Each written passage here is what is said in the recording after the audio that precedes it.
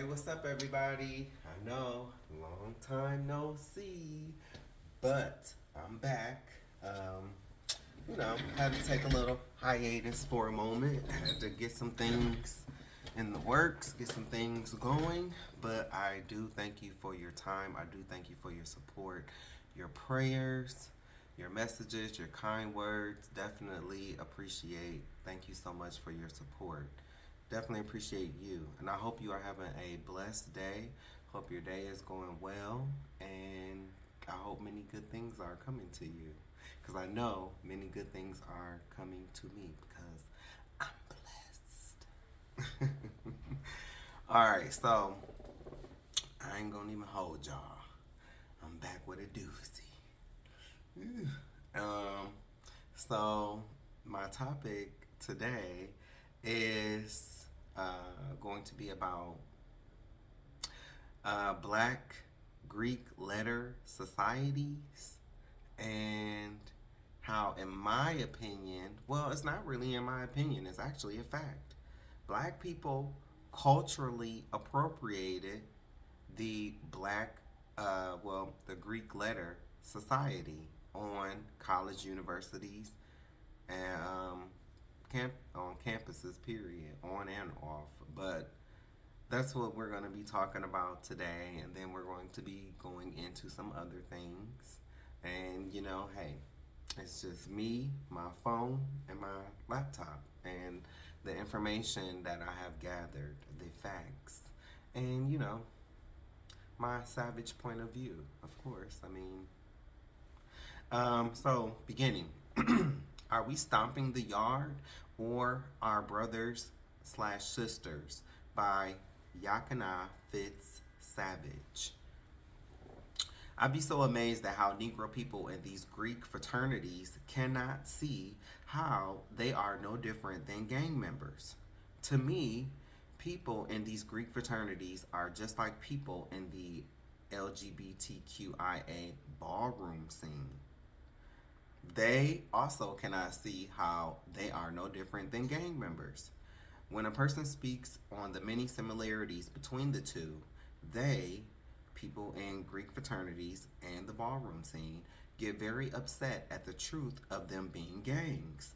I have already spoken on the ballroom scene, so I will focus on Greek fraternities and sororities. I do have one question for people who brand themselves with those horseshoes. How are you not cattle? How are you not cattle? Branding is not an authentic West African tradition. Branding is not a black thing. We as Negroes are not even the color black. Negroes, West Africans, Jamaicans, Trinidadians, Caribbeans, and Haitians are the true children of Israel, and our custom was not to brand ourselves like cattle. You people have been misled. The Greek life has never been our culture. We as Negroes, West Africans, Jamaicans, Trinidadians, Caribbeans, and Haitians were all captives under Greek rule. What's happening today with Negroes embracing a Mexican culture, celebrating paganism, and feasting to the demise of our own people, Thanksgiving and 4th of July, was happening back during the time that we were captives under the Greek rule. We discarded our culture to pick up Esau's culture. Esau is the white man. And that is why we as a people are so lost in this world. Denounce Greek life. I will never understand how people can adopt a custom, branding, that was literally done to our ancestors during our captivity under the Greeks, as well as our ancestors who were captives in the transatlantic slave trade. Revelation 18, verse 4, King James Version. And I heard another voice from heaven saying, Come out of her, my people, that ye be not partakers of her sins, and that ye receive not of her plagues. And so normally you hear that, we say that about the church, but no, also about these organizations as well. These Greek customs and rituals fraternities, sororities, and hazing are the same things that our ancestors were into during the time of the Greeks, approximately 333 BC. This is why there are scriptures that say there is neither Jew nor Greek, because they both were Israelites. Galatians 3, verse 28, King James Version. 28. There is neither Jew nor Greek. There is neither bond nor free. There is neither male nor female. For ye are all one in Christ Yeshua, Jesus. This is the scripture that so many people get confused by. There are two different distinct types of Gentiles. The first are Jews in a Gentile state of mind. This is the equivalent to our people calling ourselves by whatever name we have been given here. Ultimately, we now think that we are Americans, black people, Negroes, coloreds, and etc. The second type of Gentile is defined as all other nations who are not Jews. The scripture below is how the true people of Judah look. Jeremiah 14, verse 2, King James Version. Judah mourneth, and the gates thereof languish. They are black unto the ground, and the cry of Jerusalem is gone up. According to the Bible, the real Jews are dark-skinned. Our skin tone ranges from many different shades of brown like the earth, which is why we should not call ourselves black people, because we are not the literal color black. During the time of the Greeks, our people lived among the Gentile nations, and we followed after the customs of Greece, customs that were not even theirs, because the Greeks' customs were based off of what they stole from ancient Kemet, Egypt. This was the start of Egyptology during the Greek Empire, known as Greek mythology. Of course, they had help from that raggedy bastard named Manetho, but I will speak more about him later. The Greeks worshipped a lot of Egyptian idol gods like Osiris, Seth, etc. Just like a lot of these secret societies, Freemasonry, fraternities, sorority, secret church orders like the Eastern Stars, Jesuits, Boulets, Shriners, Skull and Bones, politicians, medical field, Hollywood top music execs, rappers, singers, including gospel singers, and professional athletes, to name a few, still worship these fallen angel deities. So, yeah, the Greeks worshipped a lot of Egyptian idol gods like Osiris, Seth, etc., just like a lot of these secret societies still worship these fallen angel deities. I've always said that these fallen angel deities slithered throughout each civilization. It's the same deity, it's just changed its name. But during the time period under the Greeks, we were known as Hellenic Jews. It's the same thing happening here in America today. Most of our people have discarded our true culture to pick up Esau's culture, which is a cheap, watered-down version of what we used to give when we walked with the Most High. Here's the definition of Hellenistic. Zondervan Pictorial Biblical Dictionary. Hellenists, non-Greeks who spoke Greek. Full definition: Jews who made Greek their tongue and with it often adopted Greek ideas and practices. The Hellenistic Jews differ from the Hebrews in that their native language was not Hebrew but Greek. The next scripture describes the making of a Hellenic Jew, which is still being practiced until this day among our people who still believe that they are Gentiles. This scripture takes place during the Greco-Roman Empire. And I'm going to go into 1 Maccabees chapter 1, and I'm going to start at verse 41. Yeah, 1 Maccabees. This is not in your 66 books that you have today, because the Roman Catholic Church kind of took that out. So if you know Maccabees, you should be teaching Maccabees. Verse 41. Moreover, King Antiochus wrote to his whole kingdom that all should be one people, and everyone should leave his laws. So all the heathen agreed according to the commandment of the king. Verse 43. Yea, many also of the Israelites consented to his religion, and sacrificed unto idols, and profaned the Sabbath. Saturday. Verse 44. For the king has sent letters by messengers unto Jerusalem and the cities of Judah, that they should follow the strange laws of the land. Sound familiar? Verse 45. And forbid burnt offerings and sacrifice and drink offerings in the temple, and that they should profane the Sabbaths and festival days. Sound familiar? Verse 46. And pollute the sanctuary and the holy people. 47. Set up altars and groves and chapels of idols, and sacrifice swine's flesh. You know what swine is, right? You know what swine is, right?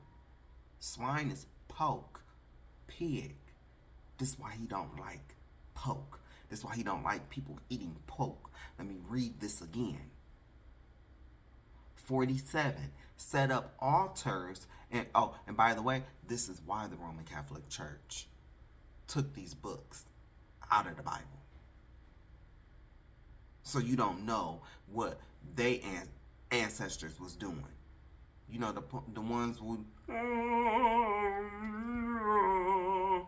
them people that you see in all with the hats and all, and having the incense and the candles. Them people, their ancestors removed this out of the Bible so that you would not know why God does not like you eating pork. One, so things will be well with you. You know, because you're not supposed to be eating whole pots of pig's feet. You're not. We not in physical slavery no more. They ain't giving us scraps for us to eat, so you don't got to eat that stuff no more. But right here, sacrifice swine's flesh. That's why he don't like pork. And then again, if you watch my lesson on pork and abominable foods, I told you it was in Matthew where he sent the demons into the pigs. It was all other kind of animals out there. They went into the pigs because they knew that the pigs are unclean. But hey, you do you. Just read Isaiah 66. Read that whole chapter. And then keywords, swine's flesh. Look for that. Anyway, verse 47. Set up altars and groves and chapels of idols, and sacrifice swine's flesh and unclean beasts. Verse 48, that they should also leave their children uncircumcised, and make their souls abominable with all manner of uncleanness and profanation. Verse 49, to the end they might forget the law and change all the ordinances. Verse 50, and whosoever would not do according to the commandment of the king, he said he should die. Verse 51, in the self same manner wrote he to his whole kingdom, and appointed overseers over all the people, commanding the cities of Judah to sacrifice city by city. Verse 52, then many of the people were gathered unto them, to wit, everyone that forsook the law, and so they committed evils in the land. Verse 53, and drove the Israelites into secret places, even wheresoever they could flee to succor. So everybody, all the Israelites didn't, change, but the ones who stayed righteous, they had to flee. And, they would have to do sacrifice to the Most High in secret and stuff like that. But this is First Maccabees,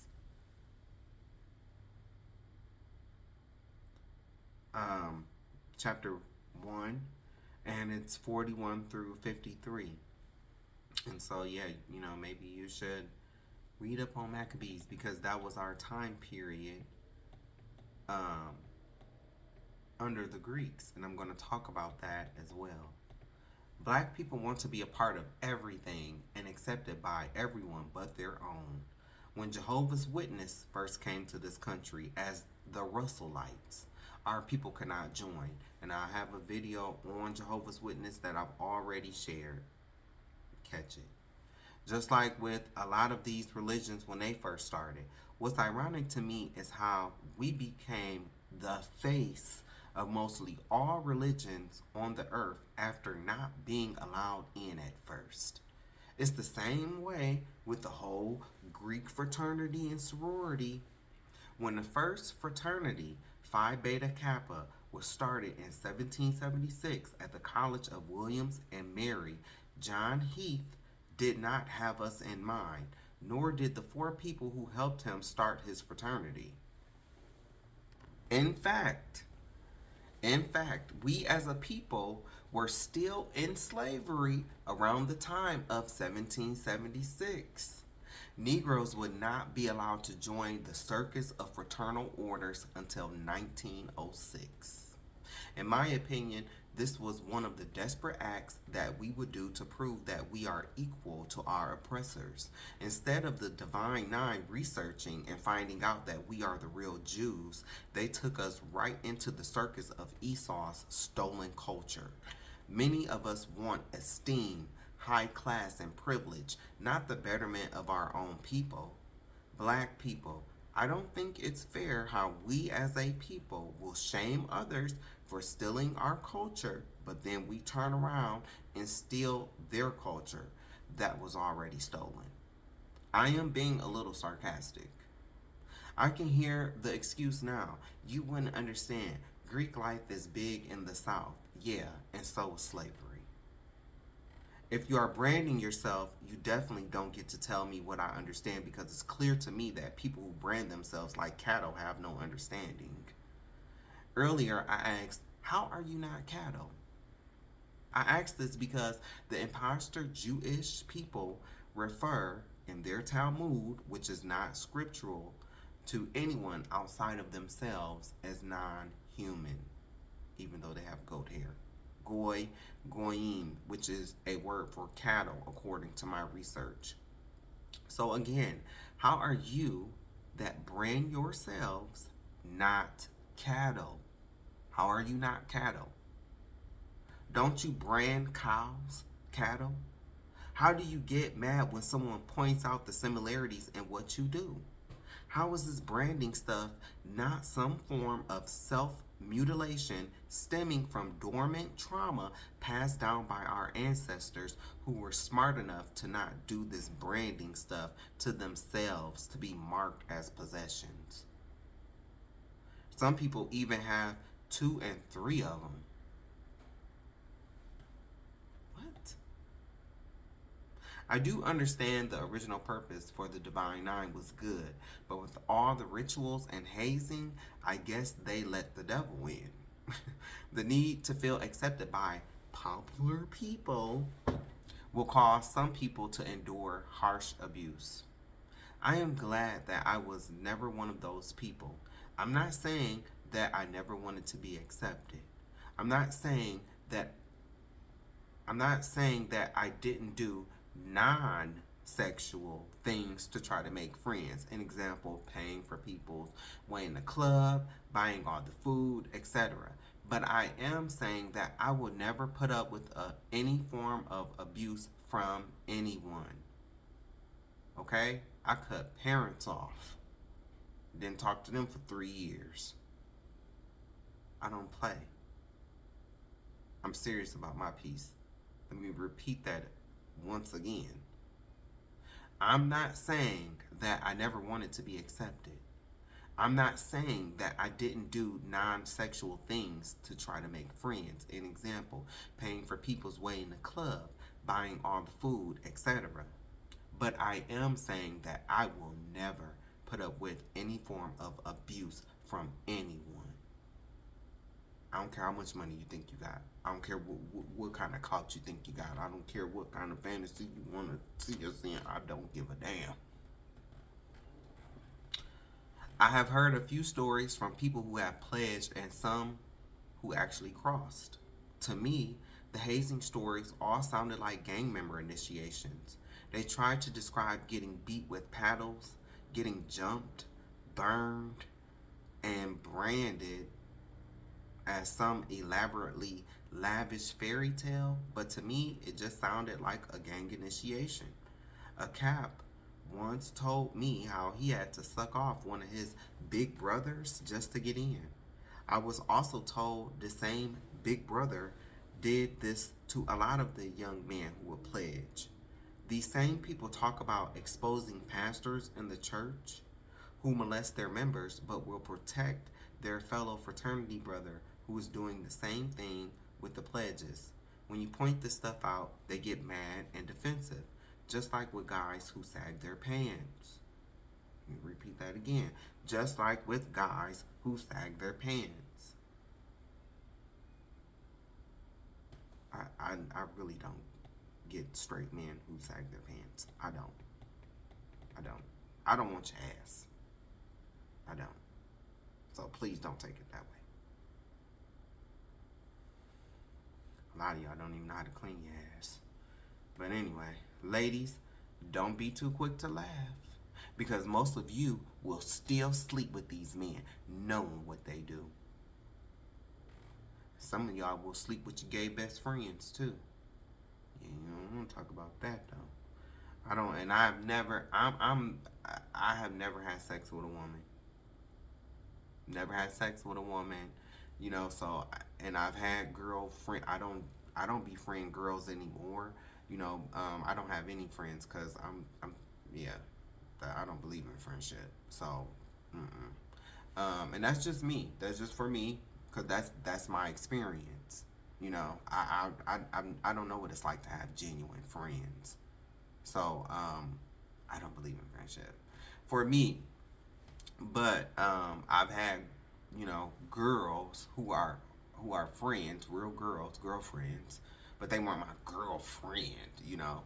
But you know, they've been naked in front of me and everything. But I've never had sex with a girl because I don't believe in going back and forth. I'm either this way or I'm this way, and I ain't about to lead nobody on, and I ain't about to do all of that. No, I'm good. So, you know, yeah, ladies, don't be too quick to laugh because most of you will still sleep with these men knowing what they do. I don't like what those cowards did to that young man down at Southern University, and they even called it a hazing ritual. Beat that man. He started seizing as he fell. They did not even attempt to call 911, but you love him. That's your brother. Bullshit. Bullshit. And then the cowards had the nerve to change his clothes, wasting time, and drop him off, leaving him at the hospital. Oh, but that's your brother though, right? That's your brother. Oh, this is a brotherhood, this is a sisterhood, but that's how you do your brother. Oh, and let's not forget how they lied about what actually happened because they knew what they did was wrong. They were not playing basketball in that warehouse. So much for the rigorous anti-hazing training, huh, Southern? But these people want me to believe that they love each other. There is no love in these fraternities and sororities. You are a fool if you think it's impossible for you to end up like that young man and many others. Why are they hitting each other in the chest? What are they getting prepared for? To battle against other gangs? Oops. I mean, frats. Whether it starts off by strolling against each other and it turns physical, or they just get right to the physical altercations.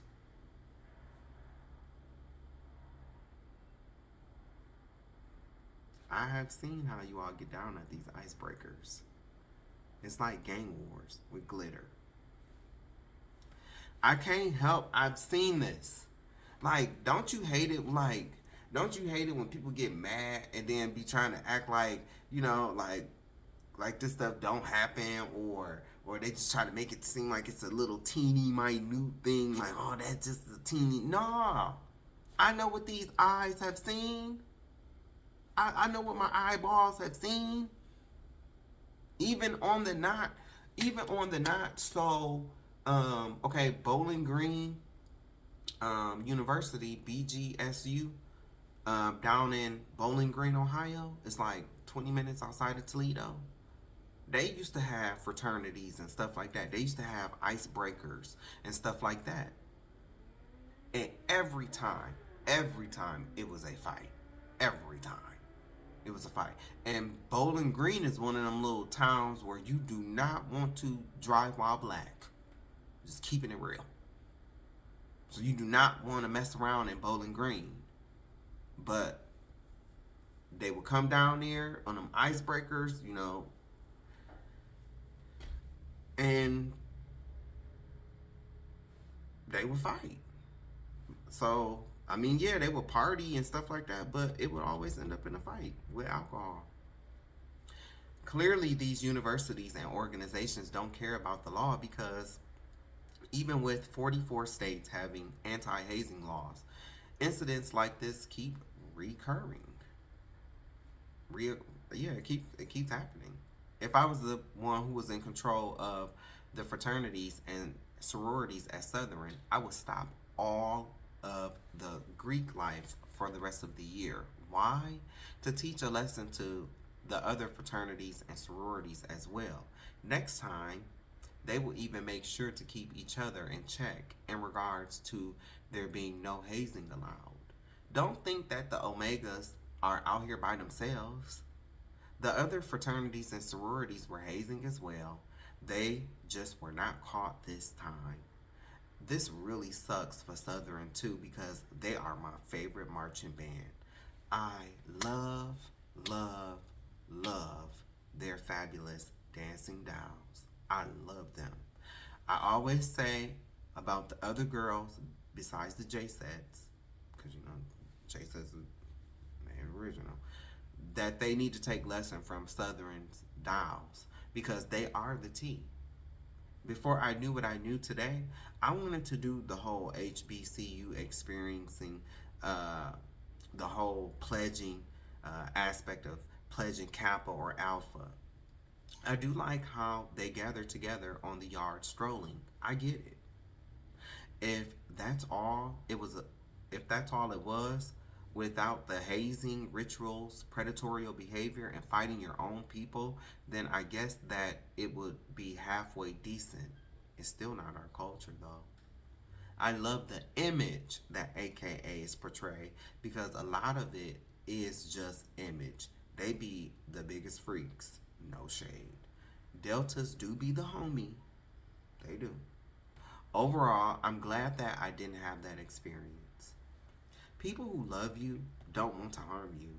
People who love you don't want to humiliate you. What about the humiliation rituals that take place in these locker rooms? The boys will be boys behavior. It all seems a bit cultish to me. I know that I am the last one who needs to be talking about things being shoved up someone's ass, but some of these guys don't be wanting to participate in sodomy, especially in that way. I wouldn't even want to participate in a ritual where something is being shoved up my ass against my will. I wouldn't want to participate in a ritual where I'm getting hit in the chest either. Why were they doing this around 3 a.m., the witching hour? But this stuff isn't cultish? Then to change his clothes, to hide the evidence, and to be taking these kind of chances in one of the worst states, prison systems in the country, Louisiana. All this to be accepted in a secret society slash brotherhood. No thanks. For four or more young Negro men who have thrown their lives away over some foolishness. Criminal hazing and manslaughter both are felonies. So yeah, four or more young Negro men who have thrown their lives away over some foolishness. They should not have done this in the first place. What really makes them low down, dirty scoundrels is how they changed their brother's clothes to hide evidence, lied about the location they were at, and left him at the hospital. That's flat out evil. That's flat out evil. But hey, and what about the man who lost his life while pledging Alpha Phi Alpha at UC Riverside? His parents said that he was forced to eat an entire onion soaked in hot sauce, drink enormously large amounts of water, and the bastards beat him with a paddle that had a cactus attached to it. This is so demonic and Willie Lynch. According to his parents, their son was hazed for weeks. To me, I think all Greek letter society life on all college and university campuses should be banned. It's nothing but cultural appropriation anyway, to me. My question to people, now let's keep it real. How many times do we as black people accuse white people of being culture vultures? I'm not saying that they are not culture vultures either. Let me repeat that. I'm not saying that they are not culture vultures either. Because they are. Well, I wonder how white people feel about black people being culture vultures with this whole HBCU Greek letter society life. Now, white people, don't get beside yourselves because your ancestors, the Greeks, stole everything they know from Kemet, Egypt. I am speaking in the sense of a white man by the name of John Heath and four other people starting the first fraternity, Phi Beta Kappa, at the College of William and Mary in 1776. Black people did not come with their fraternities until the year 1906, which was 130 years later. Even though I might feel black people made it better, I still believe that the Black Greek Letter Society on HBCUs are cultural appropriation. You all hazing, beating each other is only carrying on the Willie Lynch plan. You might not like what I'm saying, but oh well. If anyone wants you to join their organization, whether it be ballroom or fraternity or sorority, it should not take for them to harm you. You should not have to have sex with anyone to get in. People that really love you won't be giving you blows to the chest, putting your health at risk by doing things to you that could take you out. Kids need to know this. Be a leader and not a follower. I do recognize that there are some chapters and fraternities and sororities who do not participate in hazing, but it's still a gang. Don't do their dances, the strolls, because they will pull up on you, asking you where and what year did you cross, what school you from. So, that kind of sound like set checking to me. What's that you from? What's that you from? You might even have to recite some secret saying, just like with Freemasonry. Just like if a blood was in another city and the local bloods in that city seen the blood throwing up gang signs, they were approached wanting to know what set the blood is from. Who do they know? Who jumped them in? If that blood can't answer those questions, then something bad will happen to him because the others will think he is a fake. It's the same with these fraternities, sororities, and ballroom houses. Lie and say that you are in a popular ballroom house if you want to. You will probably have to see about 4 to 5 of their nice house members. This is a brotherhood, sisterhood. We love and support each other, and or we are a family. We are a family. Stretching out the sun. If they really love each other, they would not do these things to each other that I'm speaking of. If they love themselves, they would not relegate themselves to cattle via them branding themselves. If these organizations love their own people, they would not condone what these fraternities and sororities do. I don't care if hazing doesn't happen that much. You just watch. After a year or so, probably sooner than that, these fraternities will be right back on campus like nothing ever happened. The fact that these fraternities keep moving their hazing rituals off campus shows me that these people are cynical. They want to do what they want to do, but when something bad happens as a result, they scatter like roaches when the lights come on. Like cowards, they blame others, they lie, just like these men did. These are not the future leaders of America. These are gang members that do all kinds of rituals to be welcomed in or move up in a secret society. A lot of alcoholism that goes on. They will give an account in judgment. The heads of their organizations, just like in the Jehovah's Witnesses, a lot of alcoholism that go on there at their conventions. It goes down. The heads of their organizations are well aware of what's going on. Oh, and Christians, you ain't with your quartet concerts? Yeah, it go down there too. Lot of groupies. Lot of groupies in them quartet concerts. I'm supposed to be singing about Jesus. Yeah. Well, after the heads of their organizations are well aware of what's going on. This is why I stay away from groups, organizations, ballroom houses, and families. In my opinion, it seems like it's always the one calling you bro and sis who will do you the dirtiest. Then you have to deal with being the newbie and some crazy person's ego who thinks that you are trying to take their spot. Always under a lens because the private messages from the group chat never stays private. And of course, everyone thinks the newbie is doing it. In-house drama somehow never really stays in-house. Oh, and don't have a unique thing about yourself. Please don't be spiritually gifted because now you are a threat, even when you are not even trying to be. But this is how we do each other because of the Willie Lynch letters. The real tea is we as a people have been like this since we left Egypt. Our people have always treated each other like crap, even before slavery. When Moses walked out of Egypt leading our people, they were talking crap about him. Our people even wanted to go back to Egypt to be slaves because it was familiar to them, according to Numbers 14, verses 3 through 4, King James Version.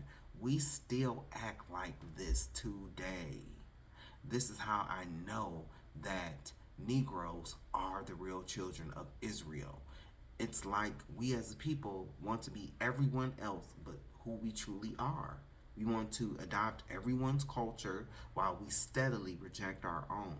This is why our true culture will remain stolen while we continue this low vibrational culture that was planned for us and given to us by Esau.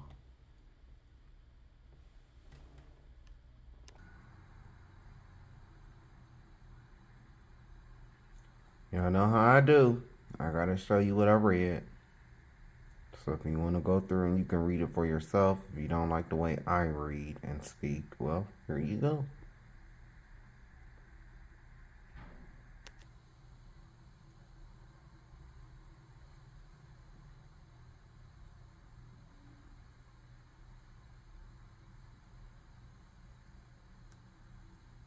And you can always pause the video.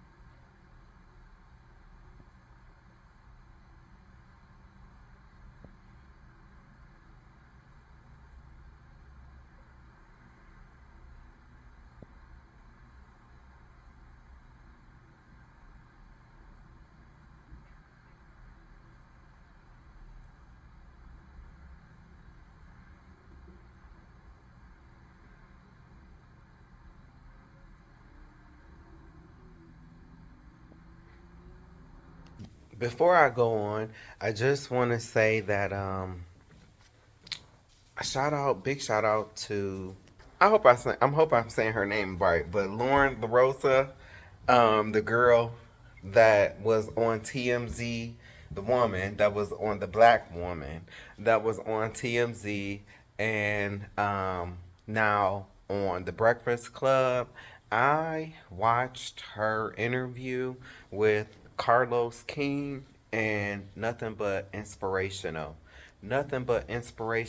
Like, she inspired me. Like, I mean, I've been doing this, before I even, knew of her, but I'm just trying to say, like, man, that was such inspiration, right? And it's like, I've been kind of sitting here thinking, like, and she was kind of like, she didn't go in on Minneapolis, but it was just some things that she said, and I know that she was not like, shitting on Minneapolis or nothing like that, but she was just basically saying, like, if I go to Minneapolis, then I won't have a career. And you know, I have been definitely thinking about leaving here because I've been here since 2015, and nothing really happens here.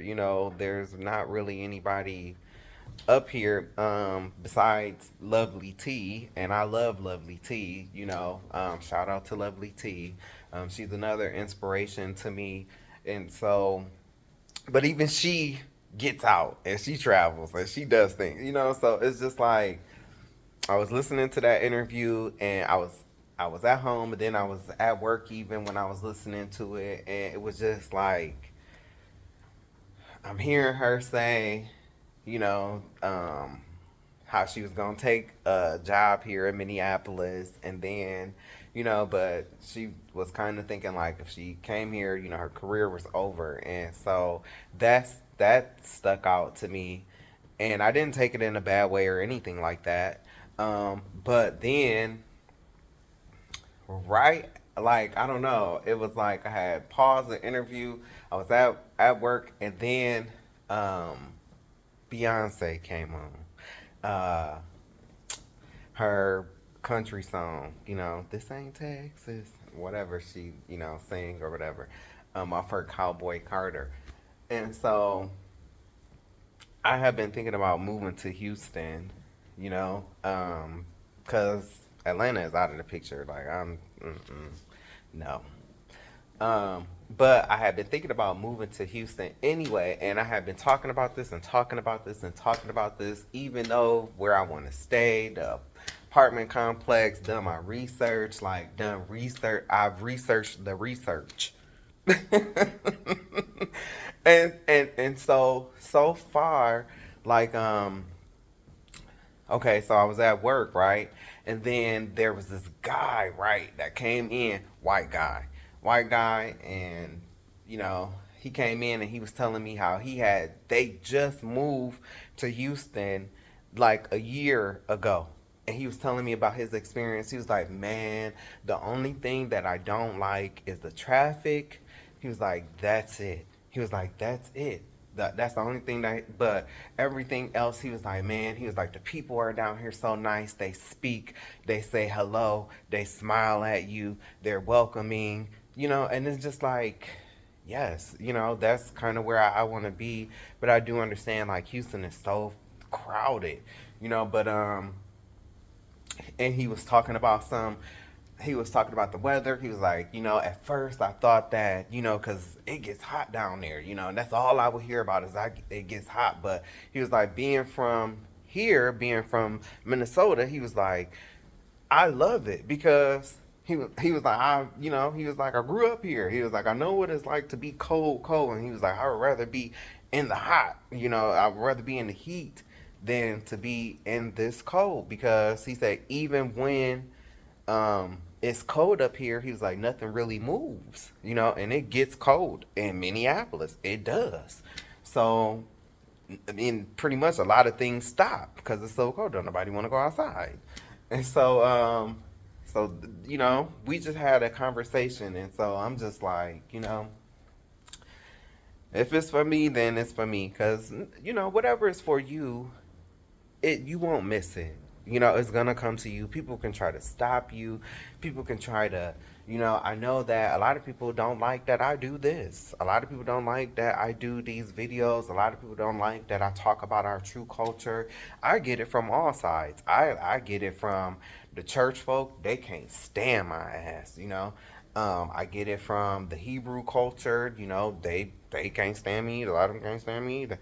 And then I get it from the LGBTQI community too, you know. So I get it from all sides, you know. So I truly am. Um, I stand by myself, but the Most High also stands with me as well, you know, because I've seen His goodness in the land of the living. I know where my help comes, baby. I don't even have to look to the hills because I know where my help comes from. Um, I'm gonna do. I have some more videos that I am going to do. Actually, these videos were already recorded, but because of where I was working at, I did not want to release these videos, but I just walked into another blessing. So those videos are going to be coming out soon. So, you know, yeah, watch out for those. But big shout out to Lauren LaRosa. Like, that interview that she did with Carlos King, man, it was like nothing but inspiration, you know, and I'm praying for her. I wish her the best. I'm so glad that her and Jess got that hammered out, you know, got that ironed out, you know, what was going on between them, which was really, you know, nothing but family issues and stuff like that. That's how I look out. I love the Breakfast Club though. I Charlemagne, he's a Cancer, you know, so I'm a Cancer, you know, so I love the Breakfast Club. So I listen to them, and I'm glad that they worked that out. But yes, a big shout out to her. Um, really thank her for the inspiration, man. Oh yeah, this next part of the video that you're gonna see is me, um, me like, you know, it's one of those videos where somebody did a video, and I'm going to be, you know, patching it with this, and you know, giving um, my little feedback or my opinions, and it's about the whole branding thing. It's about the whole branding thing, just showing you different things. And so, do want to say fair use, you know, fair use. Um, I'll show you who the video came from, and you know, but I'm using their video for what I've already talked about. So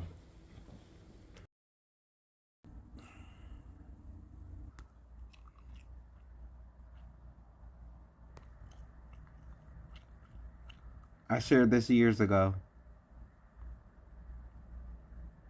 This proves all college educated people are not intelligent.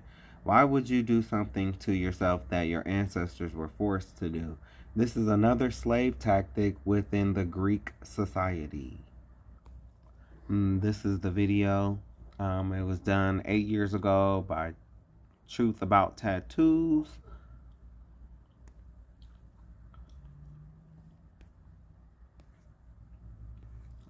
So this is their page. Just want to make sure I'm giving them their just due. But this is fair use. Fair use.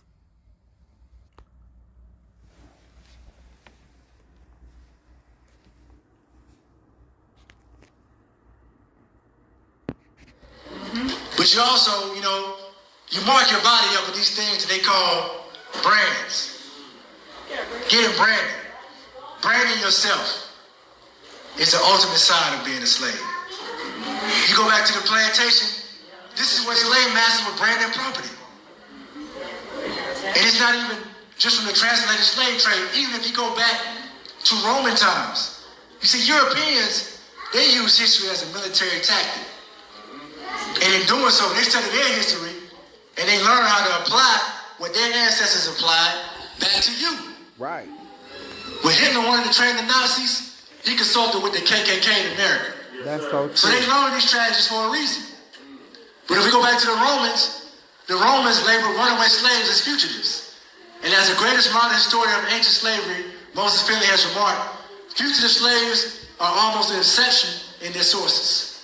It goes on to say that to deal with the problem, the Romans hired professional slave catchers to hunt down runaways and posted advertisements in public places giving precise descriptions of fugitives and offering rewards for their capture. Around the necks of slaves who recovered, they were also attached iron collars, giving instructions on what to do with the slaves who wore them if they happened to escape again. Now, what the hell is this? Look at them Greek letters.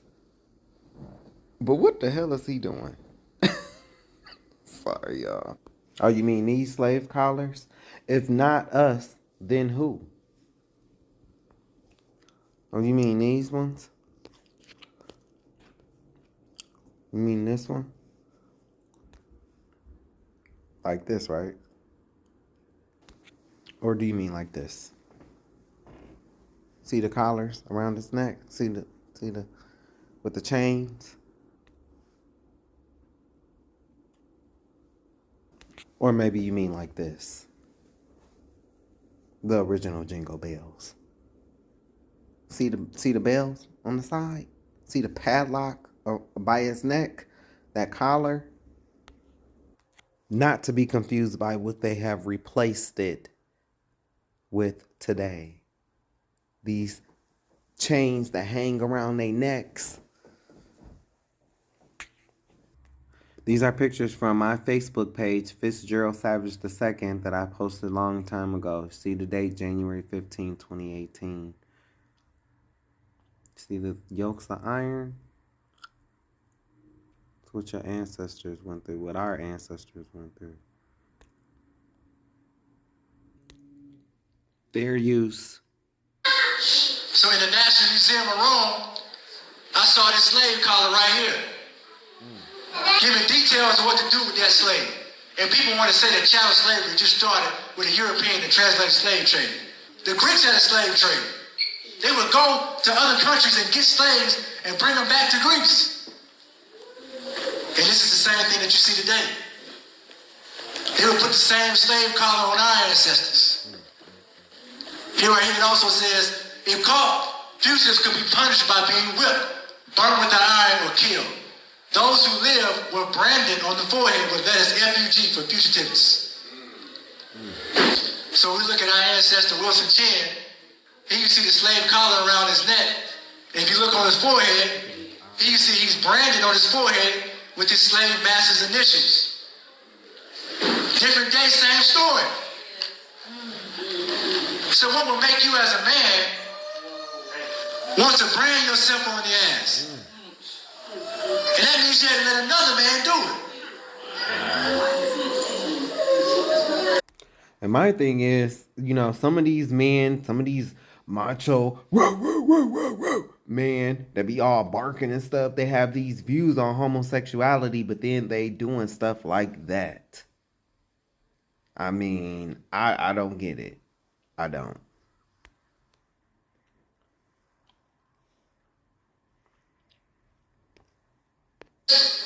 On the plantation, yes. And that means you had to let another man do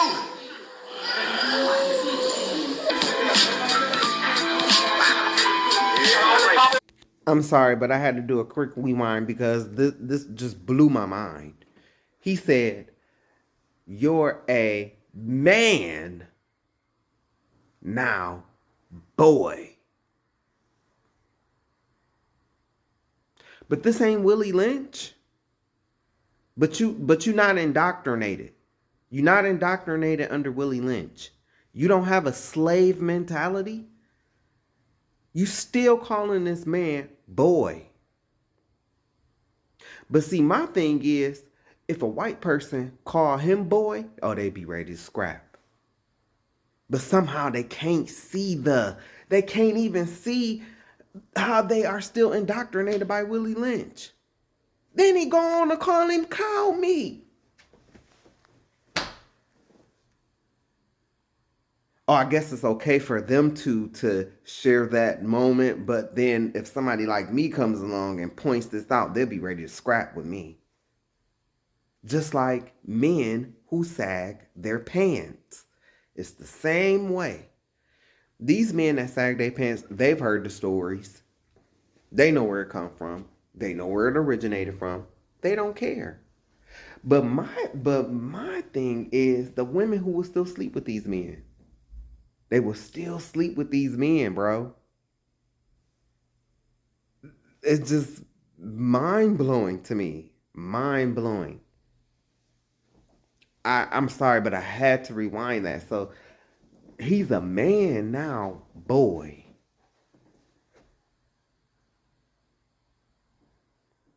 How is that not Willie Lynch, man? You literally just called this man cow meat. How are you not cattle?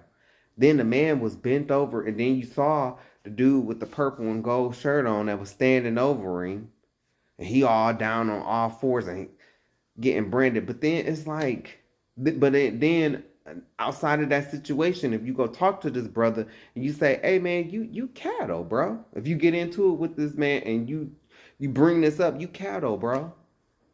You dumb as a cattle. Like you dumb as cattle. You dumb as a cow. You a follower. They'll get mad. But this is the facts. But then they'll have these views on homosexuals. It's mind-blowing to me. It's so mind-blowing to me that how do you not see that you are going to be in the same boat that you put the homosexual in?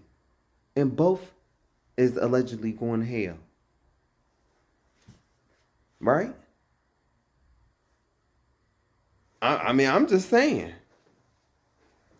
I just don't see like how people can point the finger, but then it's like you doing all of this. You doing all of this.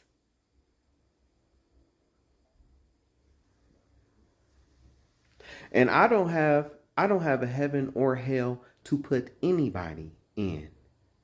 So I don't make that judgment. That's why I said allegedly. Because I don't get to put nobody nowhere. But I do know what the scriptures say. I do. So, moving on. You're a man now, boy. You count me, boy. Your slave days is over. Slave days is over. Yeah, all the Papa Rockers in here. What we gonna do? You make them, baby. He closed in already. Look at it.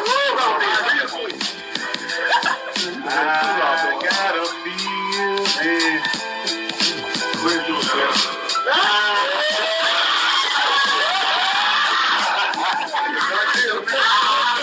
This is the latest thing, getting branded. What's that brand mean?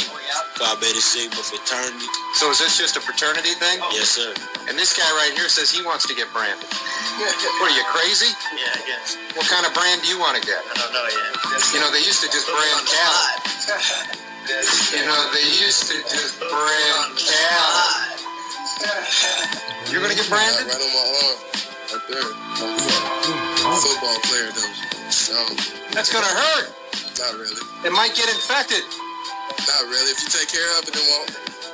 What if you get hepatitis C or something? Make sure it's Man, not I don't know. The face of a careless dummy. Look at the eyes. Just no, the elevator just not going all the way up to the top. Just a stupid smile on his face.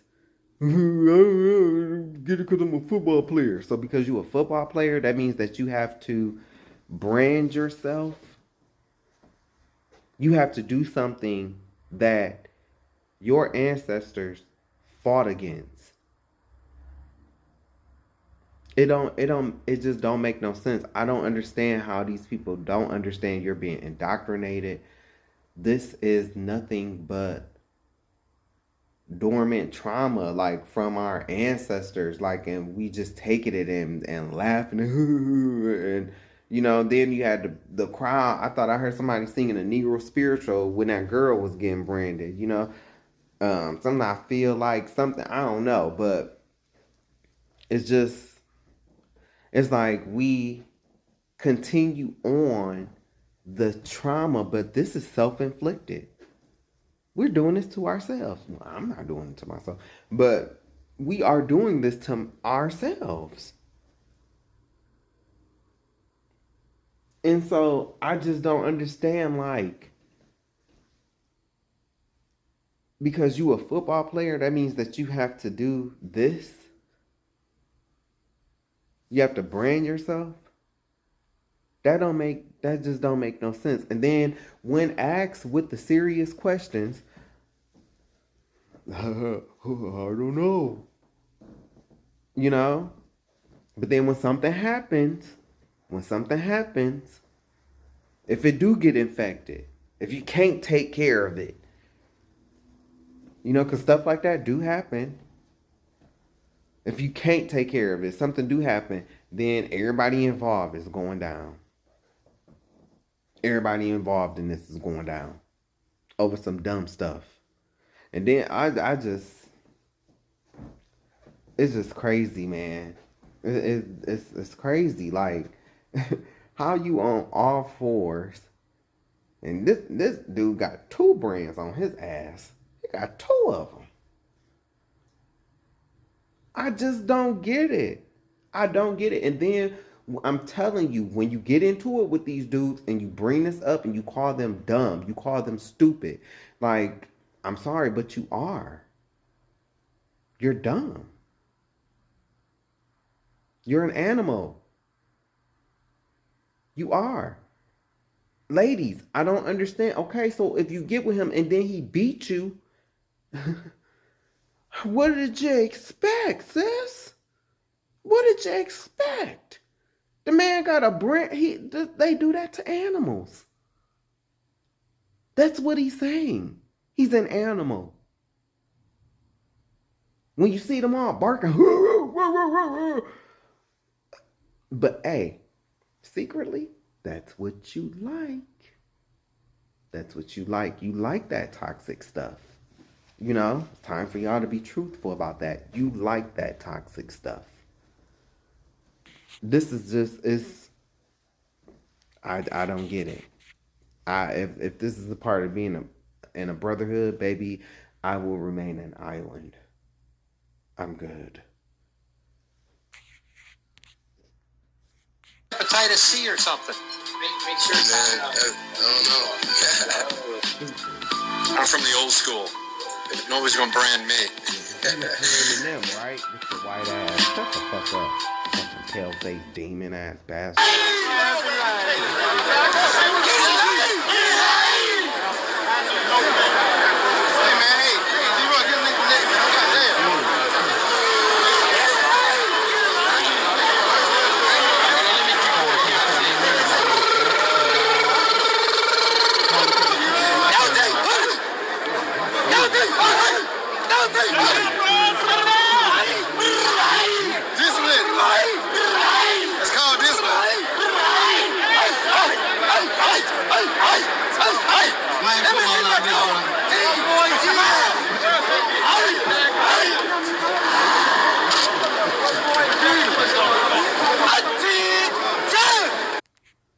I know y'all supposed to be serious, but damn, nigga, you ugly as hell. If this is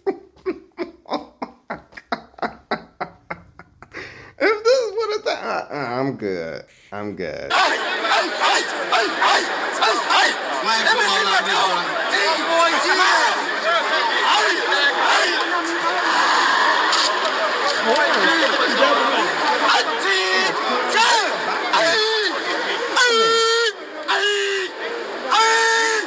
If you don't be out, something wrong. It is recorded. If he's got something wrong.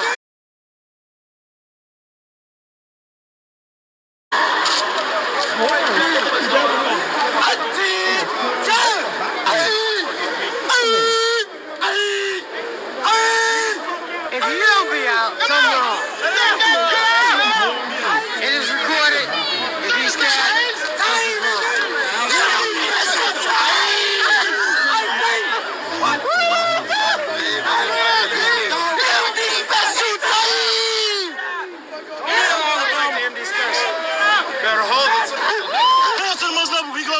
Southside tank, incorporate our positive Y'all back up behind me? black brothers and sisters. I'm gonna put a little booty on your hook. But we, the choice of a make. There we go. Like lay all our There we stuff, go. these are the I don't want nobody make get hurt. make stuff out to the day we die.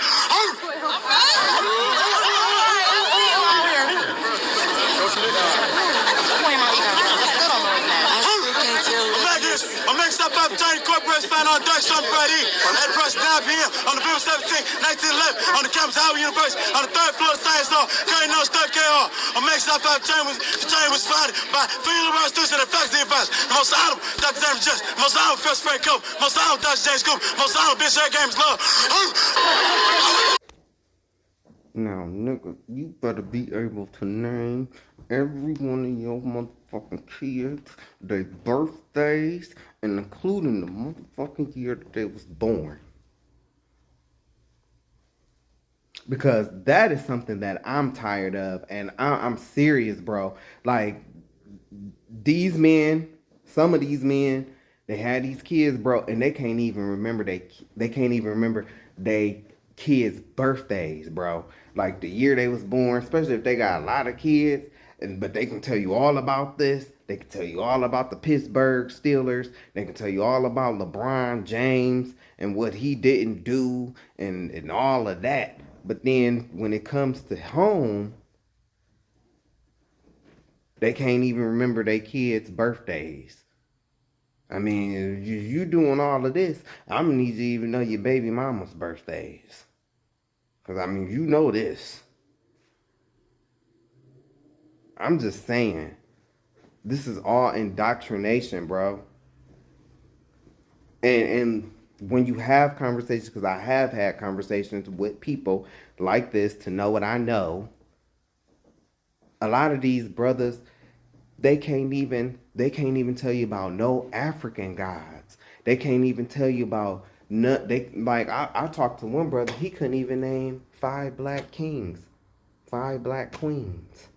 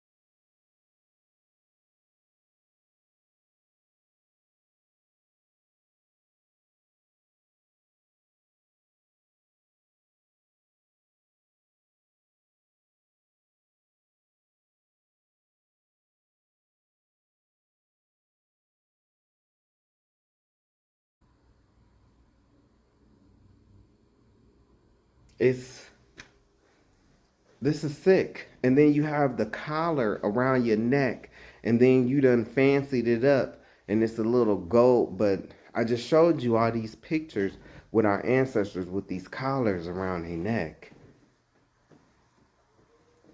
I'm sorry, but this is not the future leader of America. This is a nigga that will beat your ass. ladies. I'm just saying. Time was founded by three liberal students and the faculty advice. The most honorable Dr. David Judge, the most honorable First Frank Cope, most honorable Dr. James Cooper, most honorable Bishop Eric Games Love.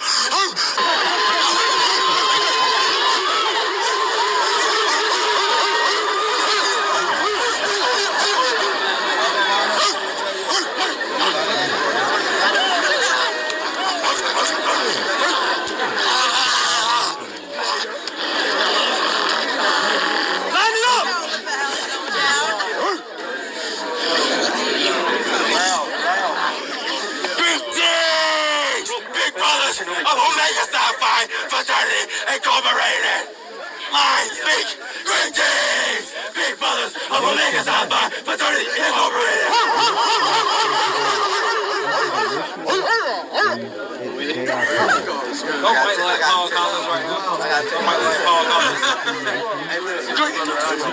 Greetings, big sisters of the Lambda Omega chapter of Delta Sigma Theta Sorority Incorporated. I speak greetings, big sisters of the Lambda Omega chapter of Delta Sigma Theta Sorority Incorporated.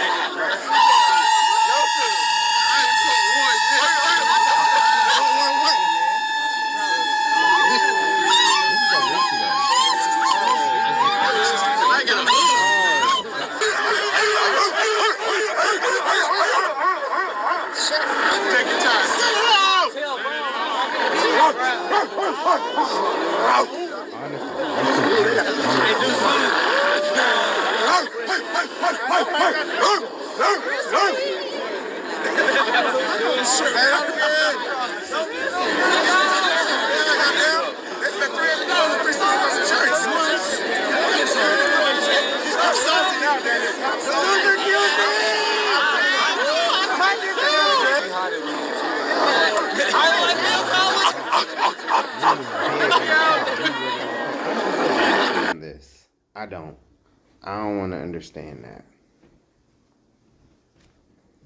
I don't.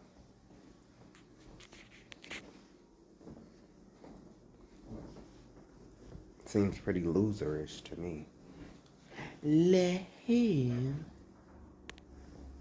say hey.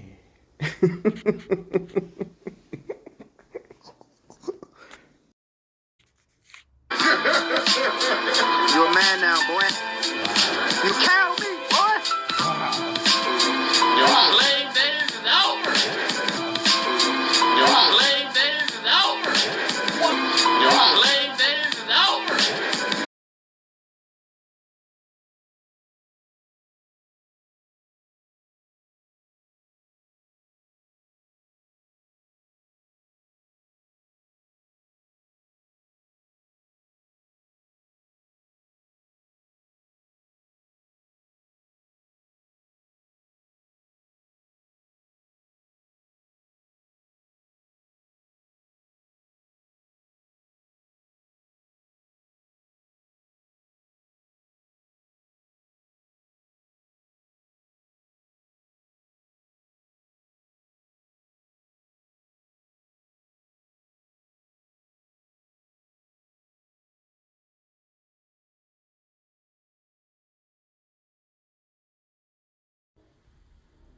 Welcome back to our show. No, I'm just kidding. So, continuing on, a little Greek history for you by Yakanafit Savage. The first Olympics in gymnasium was an all-nude event that was held in Athens, Greece. Guess who was the stars of the attraction? Our ancestors, who lived among the Greeks and called themselves Greek, just like our people still do today. A lot of the gladiators who became famous were actually our people. I know that Hollywood likes to paint a different picture of who is who, just like they did with that horrible movie, Gods of Egypt. That movie was horrible. I mean, ugh. Greece has been whitewashed as well. another part of Black history that goes untold. And so, yeah, some of your famous gladiators, like when you see these movies and they talk about Maximus and, you know, all of these gladiators and stuff like that, some of these people was black. Now, I'm not saying that they didn't have white gladiators and stuff like that, but no, but like, we was there too, okay? You gotta think, like, they can't be everything, okay? Like, they put the slaves or the captives in the arena to fight the lions and stuff like that. Like, that was us. And just like how, with, you know, wrestling, even though, you know, black people, we love wrestling too, but even with wrestling, you know, like, think about it today, because I love wrestling. I grew up during the era of Stone Cold Steve Austin, and I remember going to the sports arena in Toledo, the old sports arena that was on the east side by the Cherry Street Bridge. I remember going over there, and I think it was WWF at the time. I know they're WWE now, but they came to Toledo, Ohio, a little rinky-dink Toledo, Ohio. So I do remember going to see wrestling. And I mean, just like with wrestling, some of these wrestlers, they grew up, you know, they worked their way up, and now because of cable television, we are finding out the backstories to many of our favorite wrestlers. Like, I just watched Mick Foley and Stone Cold Steve Austin, and man, I mean, I was like, whoa, to see their journey and how they, you know, like, when Steve was like, he was the one that inspired me, like, kind of, when I watched the story, like, you know, he was like, he did not call home for nothing. You know, it was one time, he said it was one time when he was really hungry, or something like that, and, you know, he called home and he asked for a few bucks, and I said, man, that's how I want to be, like, you know, because I know that one day I'm going to be, you know, the physical is going to match the spiritual, you know, because I definitely know my rank in the spiritual, and I know that I am a force because of the Most High. And so to see him work his way up and to see where he is, you know, today. I grew up watching, you know, the Attitude era of WWF, and I mean, I watched his backstory, so, you know, and I'm just saying, like, with our ancestors and what they went through, you know, being in the gladiator arenas and stuff like that, they would have even white people who became their fans. Just how we today have our favorite, like, wrestlers and,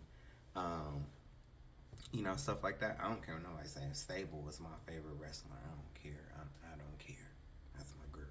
I love Sable.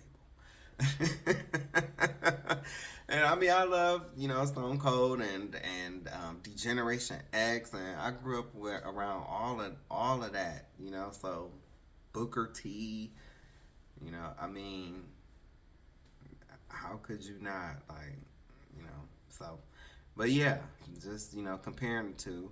Yes, a lot of our people who were captured, they went into the arena, and, you know, some didn't get eaten by the lions, but, you know, some slew a few lions too, and they became very popular.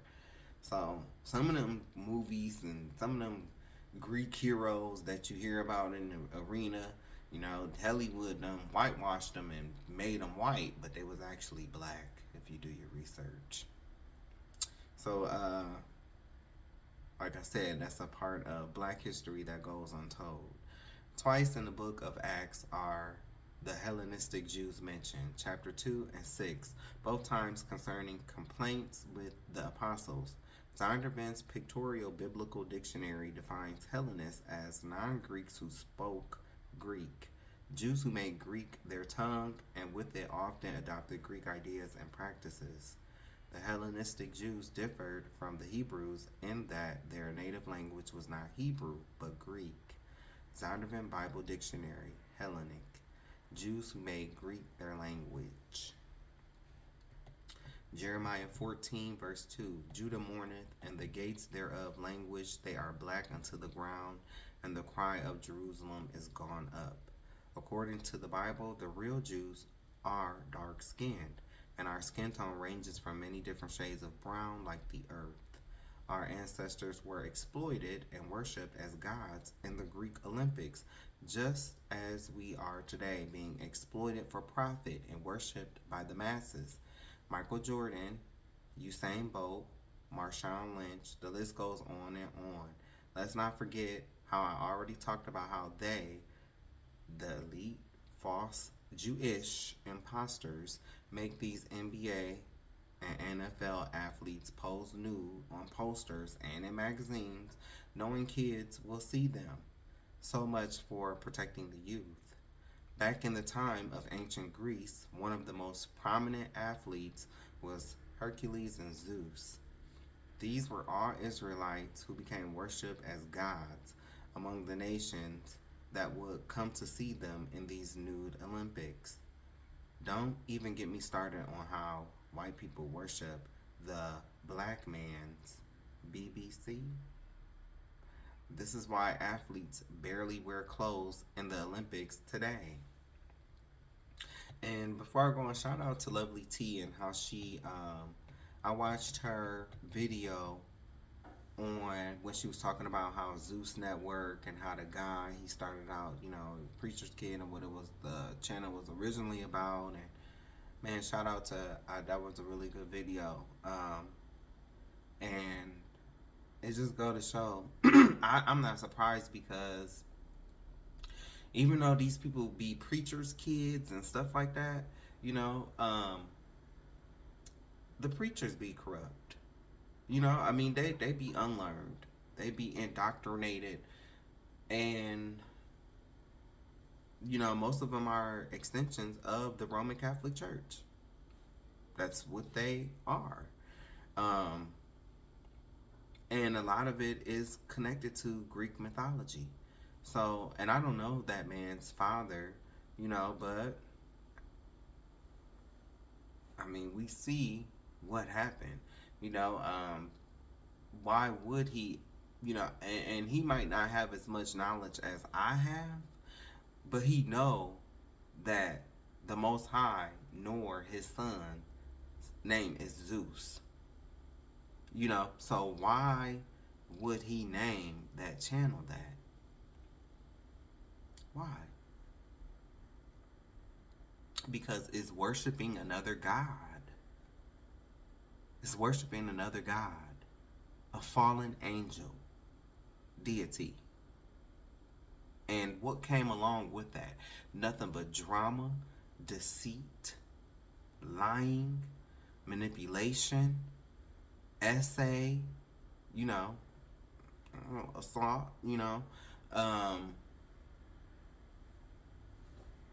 all kind of stuff. People not being paid on their investments and money not being returned, and all of that came with that. And money was, accumulated by showing our people in a negative light. So, of course. But this is not just a reflection on him, though. It's also a reflection on the people who paid that subscription too. I've never been a fan of Zeus. I don't like that content. I've never paid a subscription price, and I never would. I don't watch TV. So let's go there first. But even when I did, like when I worked for Cascom, even, customers will call in and I would let them lead the conversation and add my little, oh yeah, and, whatever. But I don't watch Love and Hip Hop. You know, them shows that came on VH1 and stuff like that. I just don't like stuff like that. I don't watch The Real Housewives. You know, now I ain't gonna say I ain't never seen because it's been on for a long time. So at one point in time, you know, I did. But after a while, it just, no, you know. So, and I can see how, you know, The Real Housewives is a little bit different, you know, because it's not, you know, and Married to Medicine, it's a little bit different because them all professionals and, you know, they, you know, especially on Married to Medicine, a lot of them, you know, doctors, you know, they allegedly have money, you know, or supposed to, because they professional, right? You know, but who knows? I don't get into it. I'm not a Zeus. I do not like baddies. I don't like how, you know, they make those girls fight, you know, but protect black women, right? Protect black women. How do you protect black women that sign themselves up for this stuff, knowing that this is going to go down? I seen I think I was watching Lovely T's, and she was talking about one of the girls, she showed up to fight. And it's like, this is what we have discarded our real culture for. And then we wonder why we are not where we should be, where we know on the inside, where we know where we could be. We wonder why we are not there. It's about it's the stuff. I used to tell my auntie all the time. I used to tell her, quit watching First 48 Hours. Quit watching First 48 Hours. Quit watching that stuff. Quit watching Maury. Quit watching all of that stuff. Like, because it's nothing but negative energy. It's nothing but negative energy that you are putting into your being. And then you wonder why you're not happy. You wonder why you're not happy. And unfortunately, it's the same with a lot of these content creators that do commentary. And I'm not trying to be shady. I'm not trying to be messy or anything like that. I'm saying this with sincerity and truth. But what you talk about, you know, and can be considered gossip. It is an energy. It is considered witchcraft. Gossip, manipulation, though, that's considered witchcraft. And what you talk about, it can play on your energy. It can come into your plane, your being. And it can affect you. It can cause sickness. I know what I'm talking about, you know, and I'm not here to prove nothing to nobody, but I know what I'm talking about. What you talk about, you know, it can harvest in your life. It can, like, blow up. You know, all of a sudden, this stuff is happening to you. So, I be telling people all the time, take that into consideration. You know, always talking about gossip and drama. That can take a toll on your mental. It can take a toll on your mental health as well as your physical health. So, it's something to think about. But I also want to point out how I've already talked about this, but it happens on the LGBTQIA side too. You know, a lot of these guys want to be playboys or daddies even, or, you know, whatever form, whatever is the equivalent to a baddie, or, you know, and I've seen it. Like, they have these guys show up, you know, line up and put them in a circle and make them fight. And then it's like, how long do you really think that the Most High is going to let this go on before everything comes crashing down? But like I said, it's not just on him.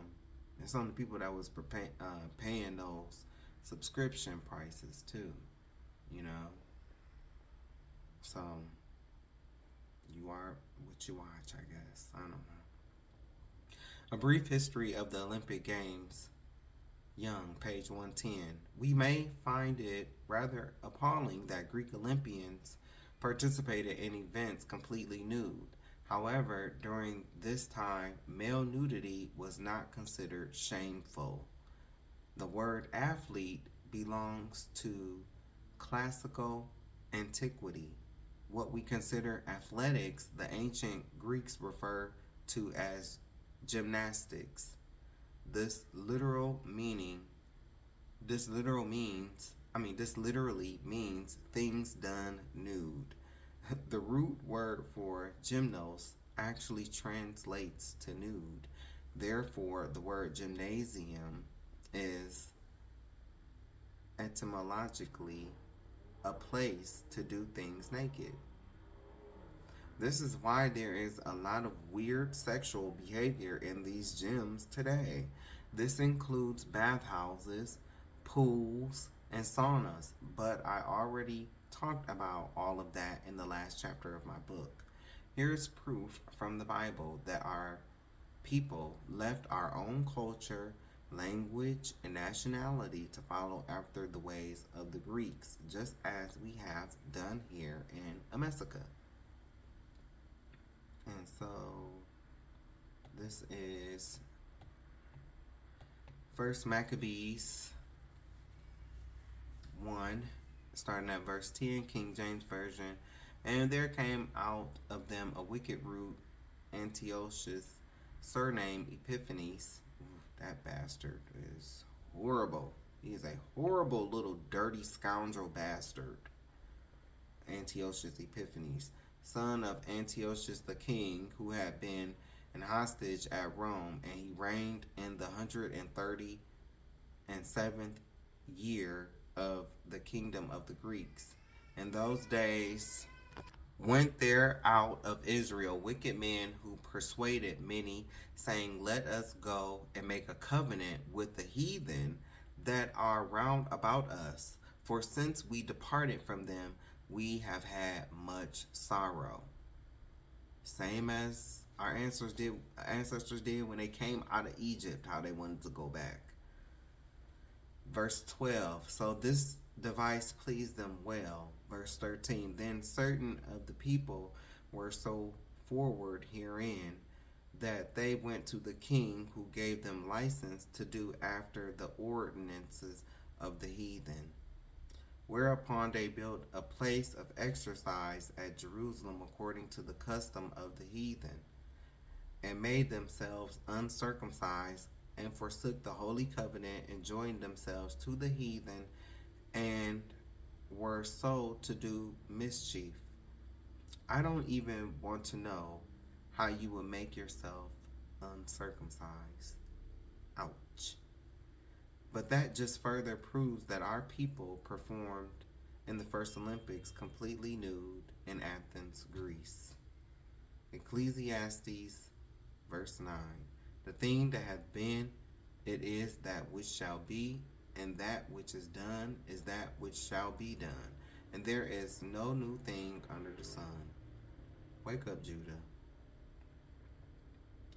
And I have some pictures here, but let me... Okay, hold on.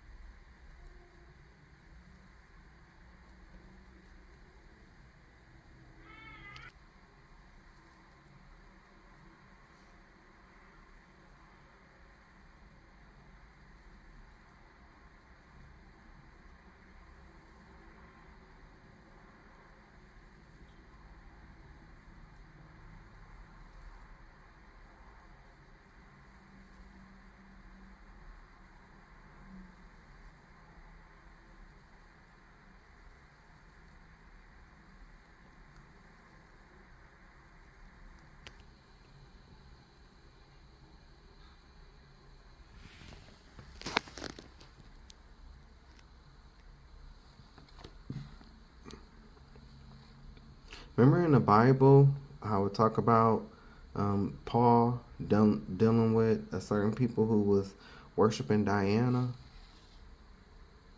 You know, she was black, huh? Mm-hmm.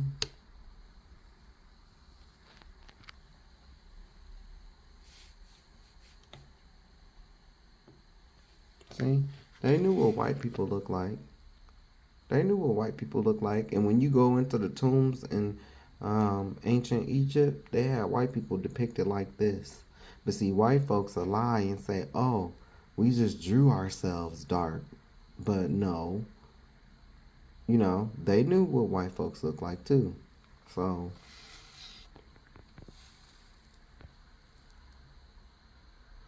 Odysseus.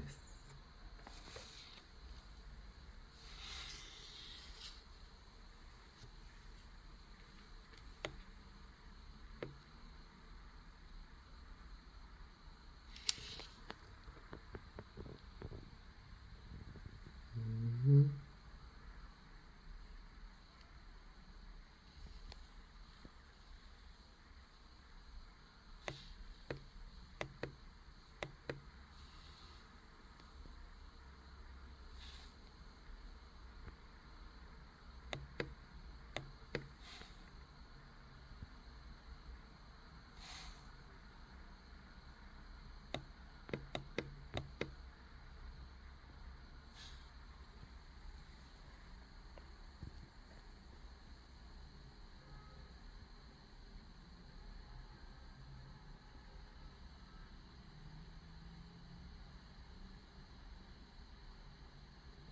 Oh, look. Jesus Christ as a child. 1, 2, 3, 4, 5. See? These are different countries.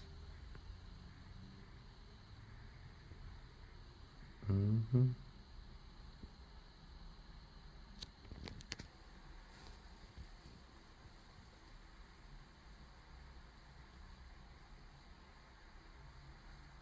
Good question. The Greeks were white. Why would they draw themselves as black? And wear dreadlock of our ancestors? See them dreads? Look at them dreads going down his back. Look at that beard. Mm-hmm.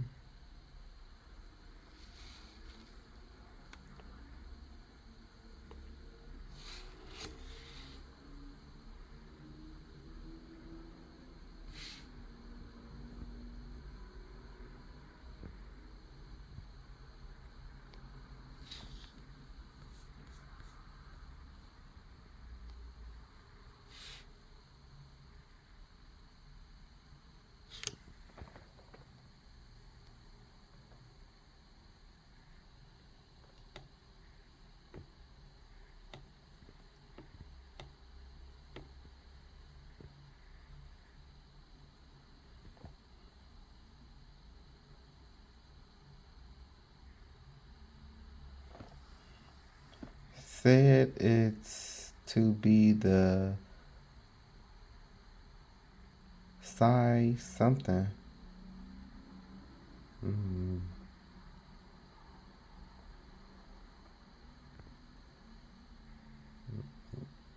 This was like 5.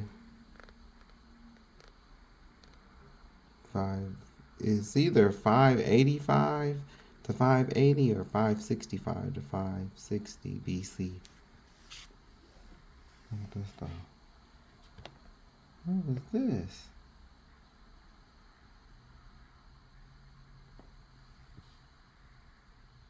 Biggio Morata, Greek man and Anatolia, 200 BC. Our people still wear our hair like this today. Y'all still wear your hair like this.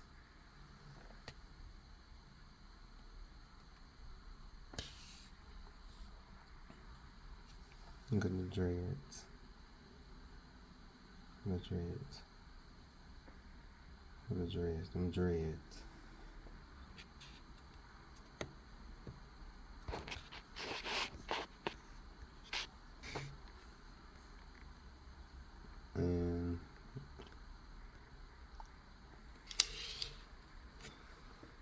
Look at the hat too.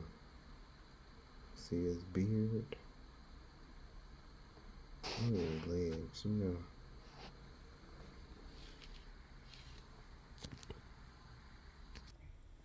Like my little necklace, my little charm piece, because I'm butchering shit today. Butchering through shit left to right today. Butchering through these traditions of men, this paganism, this whitewashing of black Greek figures, and all of that.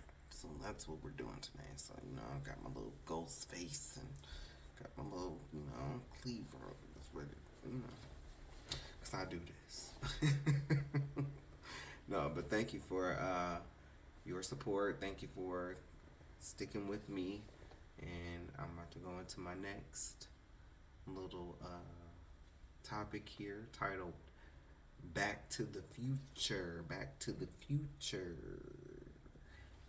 Meet the Maccabees by Yakana Fitz Savage. And so Yakana is Hebrew for John. Yakana is Hebrew for John. And Fitz, even though Fitz is somebody else who I don't really speak about, Fitz is my middle name. So, and then Savage, So that's where Yakana Fitz Savage comes from. We ain't gonna talk about Fitz. So Maccabees.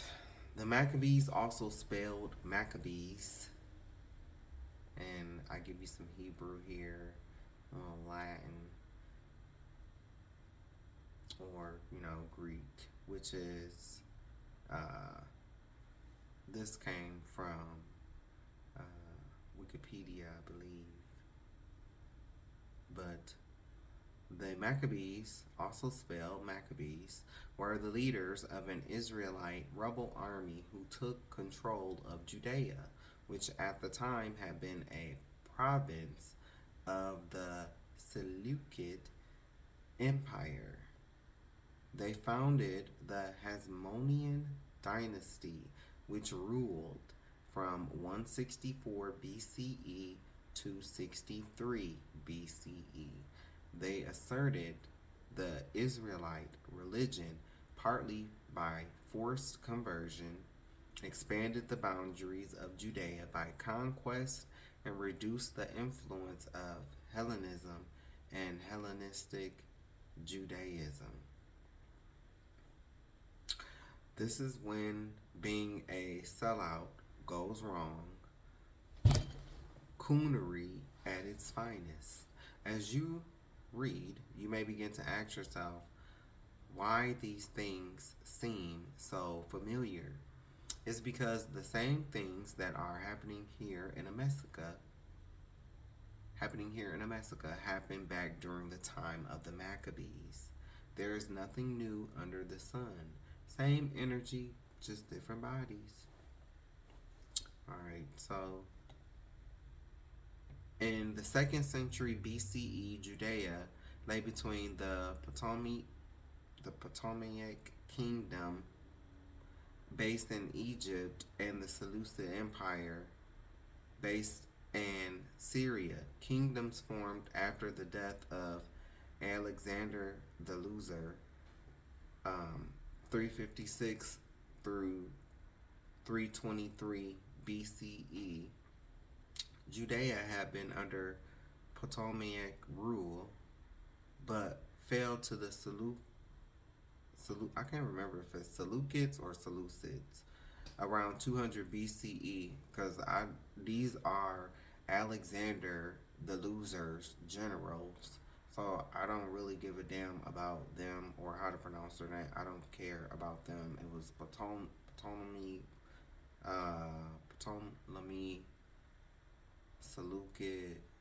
Seleucus or Seleucid, and he had 2 more.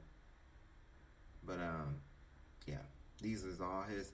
After Alexander the Loser left up out of here, he was, after that, his generals, instead of like going to war with each other. For they decided to come together. It was four of them, and they each took one took the north, one took the south, one took the east, and one took the west, and they worked together. So these is his little general.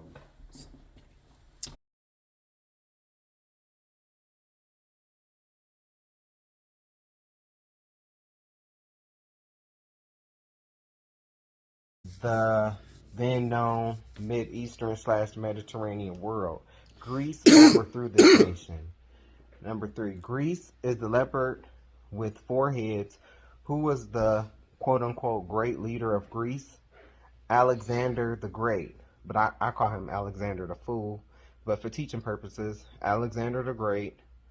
He was 33 when he conquered the world very swiftly. A leopard would be the best animal of choice to depict rapid conquest. If you wanted conquest faster than that, you would give your leopard wings, in which God did in Daniel's dreams. The 4 heads represent Alexander's generals that would control the land. In the parentheses, there were 4 of them who died. Cassander, who controlled Macedonia. Lysimachus, who controlled Asia Minor. Ptolemy, who controlled Egypt, and Seleucus, who controlled Persia. Side note, this is how Arabs and Egyptians became so light-skinned. When Greece conquered these lands, they mixed with the original inhabitants who were black-skinned. Also, this is why the Catholic Church took out the book of Maccabees that is now in the Apocrypha. The Apocrypha is scripturally inspired and is a part of the original Bible. Don't let your pastors lie to you, because they were lied to. They were lied to by the seminary theologian teachers who they went to, who a lot of the black pastors went to. They went to these seminary theologian schools, these white guys, and they were sent, the seminary theologian teachers were sent out by the Roman Catholic Church, financed by the Jewish imposters. And so they learned, about Jesus as a white man, who we know that white Jesus, his real name is Caesar Borgia. I give a little bit of history on him as well. But the book of Maccabees speaks about how the white folk would change the color of Christ. It also talks about the time our ancestors spent as slaves over in Greece. Yeah, they don't want you to know that the gladiators, Spartan 300, Maximus, were black. Back to the message. These guys basically looked at each other and said, we are stupid if we fight each other and kill each other off to have Alexander's one spot. They ended up making a 4-headed empire. They went their separate ways in each direction, northeast, southwest, bound to protect each other. The 4 heads on the leopard represents these 4 gentlemen I previously mentioned. 4. The last filthy beast is the most evil. They are the evil in high places, and they are the secret evil powers that run the world today. Judea at the time had been affected by the Hellenization begun by Alexander. You gotta watch them Alexes, I'm telling you. Some Jews, mainly those of the urban upper class, notably the Tobiite family, wished to dispense with Jewish law and to adopt a Greek lifestyle. According to the historian Victor Tischerikover, the main motive for the Tobiites' Hellenism was economic and political. The Hellenizing Jews built a gymnasium in Jerusalem, competed in international Greek games, removed their marks of circumcision, and repudiated the Holy Covenant. Oof, just thinking about that. Remove their marks of circumcision. That's that line. Like, if you're circumcised, that means like you have a line. Like, you can see it. Like, if it was a clean, not to be nasty, or if it was clean and, done properly, then, sometimes you won't even see it, because mine, you can barely even see it, but I can see it. I know it's there. And so I can't even imagine as a man, like, I can't, like, how, how, like,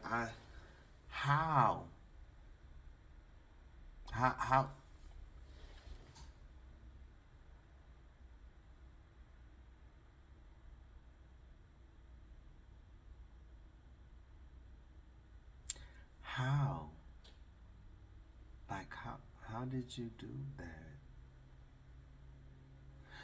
Removed their marks of circumcision. How? How did you? Well, that is just, oof. Woo-wee. That is just, The Hellenic Jews today are those Israelites that have left their own culture to ensure the preservation of another nation's laws.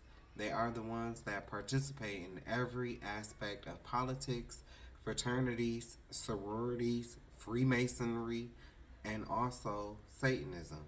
You can see that with these rap artists who sell their souls for a record deal and boast about it in their songs.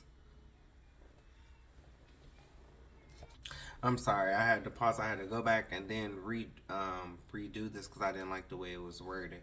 So, the Hellenic Jews today are those Israelites who have left their own culture to ensure the preservation of another nation's laws.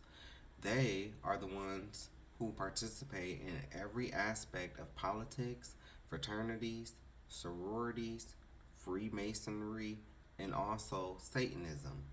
We see this today with these rap artists who sell their souls for a record deal, but Lisa came with a few toys and a Happy Meal and boast about it in their songs, right? Alright, when Antiochus the Fourth Epiphanes, ca. 215 through 164 BCE, became ruler of the Seleucid Empire in 175 BCE, the high priest in Jerusalem was Onias III. To Antiochus, the high priest was merely a local governor within his realm, who could be appointed or dismissed at his will, while to Orthodox Jews he was divinely appointed. Jason, the brother of Onias, bribed Antiochus to make him high priest instead. Jason abolished the traditional theocracy and constituted Jerusalem as a Greek polis. Menelaus then bribed Antiochus and was appointed high priest in place of Jason. Menelaus had Onias assassinated.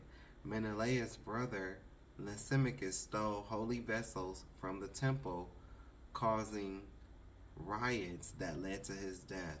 Menelaus was arrested for Onias' murder and was arraigned before Antiochus, but he bribed his way out of trouble. Jason subsequently drove out Menelaus and became high priest again. Antiochus pillaged the temple, attacked Jerusalem, and led captive the women and children. From this point onwards, Antiochus pursued a zealous Hellenizing policy. He made possession of the Torah a capital offense and burned the copies he could find. According to 1 Maccabees, he banned many traditional Jew religious practices. Jew sacrifice was forbidden. Sabbaths and feasts were banned. Circumcision was outlawed. And by the way, that's where grace comes in. That's where grace does come in. Because the Most High, who sits above us, he knows that this has happened. And so we do have grace, because we cannot pay tithes. Tithes is not money. Tithes is food, okay? Tithes, and there's nowhere in scripture where it says to take the tithe and turn it into 10% of your income. It does not say that at all. That is changing the word of God. That's changing the word of the Most High. And you will be held accountable for that. You know, when it's talking about bring the meat into the storehouse, that is talking about literal food, meat. Not cash and coins. They had a monetary system back then. It was called shekels and talents. Okay, they had dollars and coins. They were called shekels and talents. And nowhere in the tithes, and I have a video on this, you will find them saying bring us shekels and talents. The only time was when you had too much stuff and you was too far from Jerusalem. You can cash your stuff in, and then you was supposed to go to Jerusalem, where he placed his name, not the church. So where he placed his name, Jerusalem, which is we can't do that. So that's where grace comes in. But grace don't give, and I'm throwing the ball back in your court, grace don't give you the right to change the word of God and then act how some of y'all do with this whole, closing the door. And he didn't say lock the door, he said close it, but still. And then I understand his reasoning, because, at that point in time, it is an intimate moment where people is giving, people going into their stuff, so it is, so I get the security aspect of it all, but like with everything, we take it and run with it, making something that it's not. And I'm not defending him, because I wouldn't be caught up in nothing like that, because I know what tithes are. Tithes is not money. Even in the New Testament, Matthew 23 and 23, those listed anise, cumin, and mint, those are spices. You use that in food. So there was no $20 line, $50 line, $100 line. Wasn't none of that. Well, because of Psalms 105, I'm gonna need everybody in here to sow $105 seed. That's blasphemy. You're being scammed by a scam artist. That's the scam artist. I know you're looking away from me, but that's the scam artist that's scamming you. Right there, I ain't asked you for a dime. I have over 176 videos, and I ain't asked you for a dime. Not a penny. Hello. And I don't make no money off my videos. They ain't even monetized. So who's really the scam artist? It's not me. I'm sorry that you don't know what tithes are. But, like I said, tithes is food. It's food. And if anybody comes, well, we don't grow corn. I don't have sheep. Okay. Guess what? We also can't go to Jerusalem anyway, right? So that's where grace comes in. For you to give a free will offering. Offerings are okay. Hey, even if you want to say I'm going to pay my tithes and just give it as an offering, I mean, that's fine too, but I challenge, people that's making these pastors rich.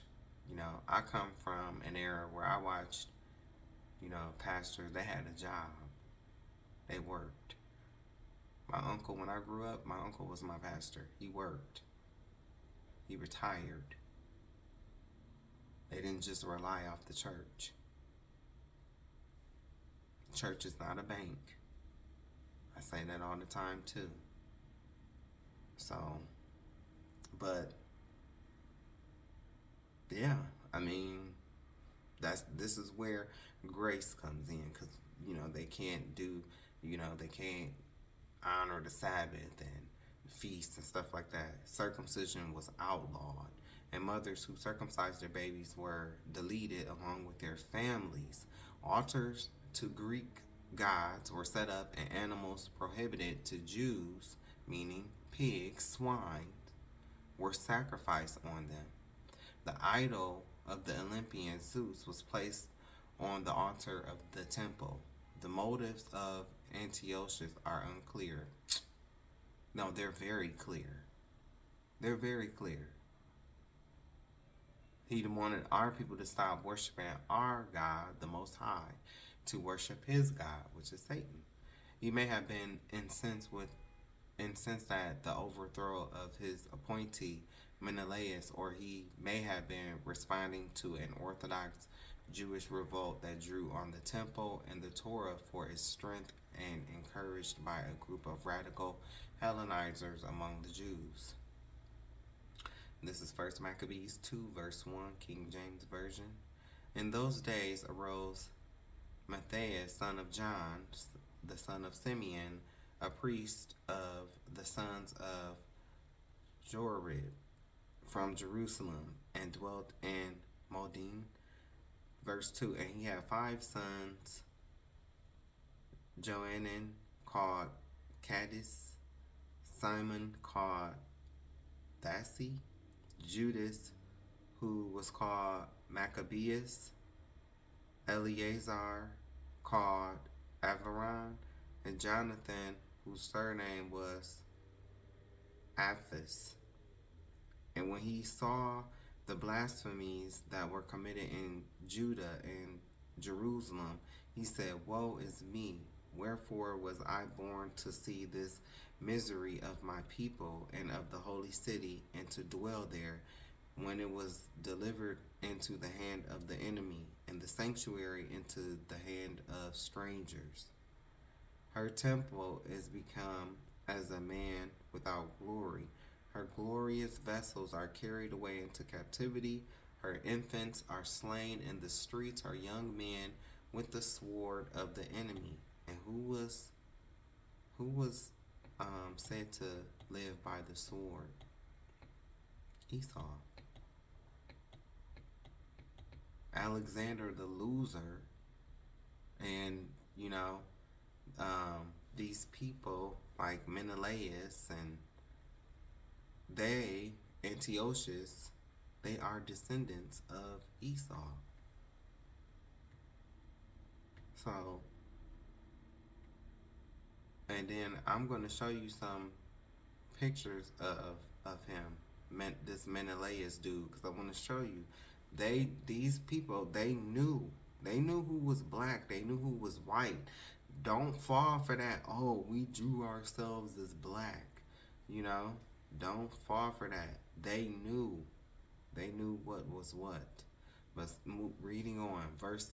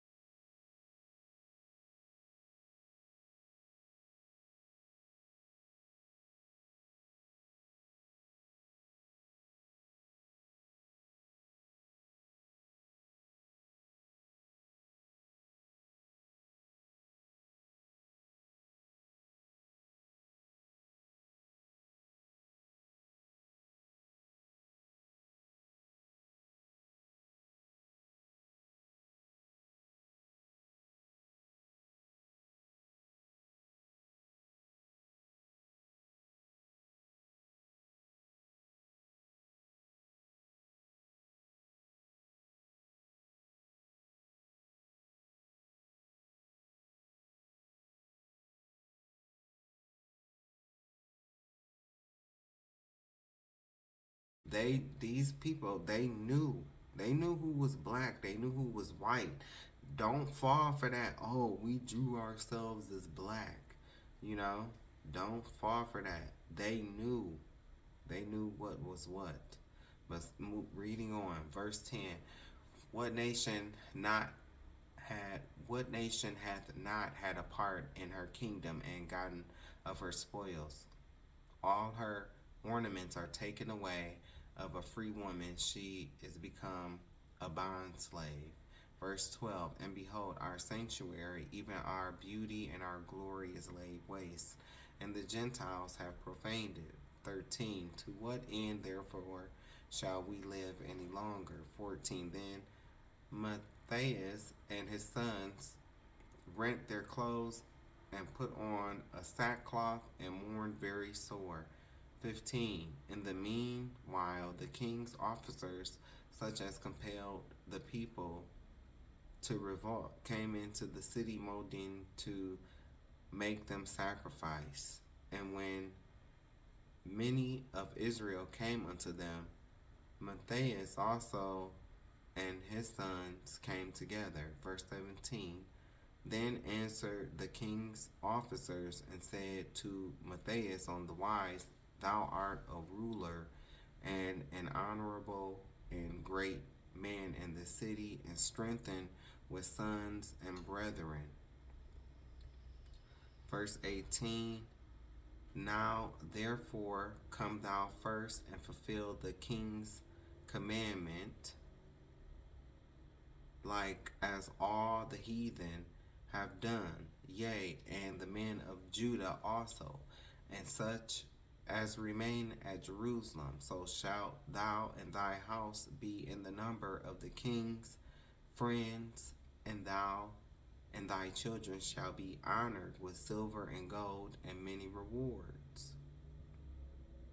Verse 19, then Matthias, that's his name, Matthias, answered and spake with a loud voice, though all the nations that are under the king's dominion obey him, and fall away everyone from the religion of their fathers, and give consent to his commandments. Verse 20, yet will I and my sons and my brethren walk in the covenant of our fathers. 21, God forbid that we should forsake the law and the ordinances. Verse 22, we will not hearken to the king's words to go from our religion either on the right hand or the left.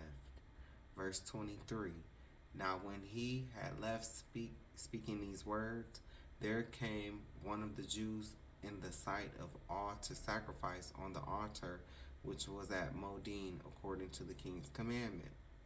Which thing when Matthias saw, he was inflamed with zeal, and his reins trembled, neither could he forbear to show his anger according to judgment. Wherefore he ran and slew him upon the altar. Also the king's commissioner, who compelled men to sacrifice, he killed at that time, and the altar he pulled down. Thus dealt he zealously for the law of God, like as Phines did unto Zambri the son of Salem. And Matthias cried throughout the city with a loud voice, saying, whosoever is zealous of the law and maintaineth the covenant, let him follow me. Wow. Today, the Maccabees family will be known as Negros, aka black people. This is the type of history our people are known for, not just inventing peanut butter or playing basketball. So that story I just read about that guy that ran up and slew that dude, he was black. He was black. The family was black. That story that I just, the Maccabees. One moment. Here we go. Try not to rush this because I'm about to go get me some Chipotle. I was going to cook, but looks like today is going to be a Chipotle day.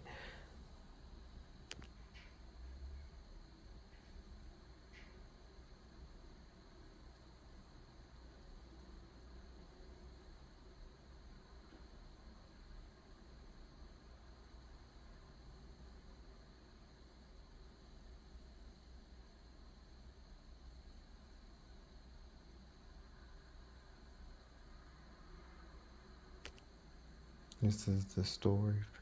First Maccabees 2.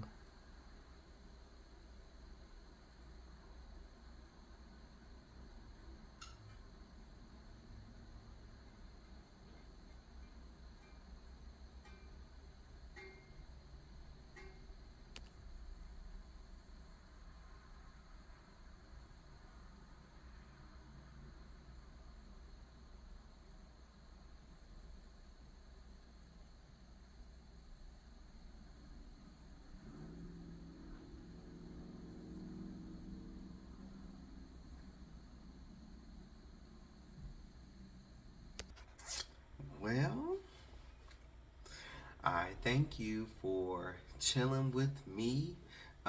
So this is the first video, and so yeah. Now I'm at the end of the first video.